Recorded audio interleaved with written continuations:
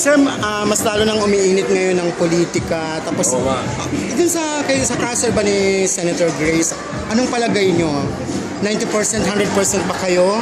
Kasama ako sa bumoto sa Senate Electoral Tribunal na naniniwala kami na natural born citizen si Grace.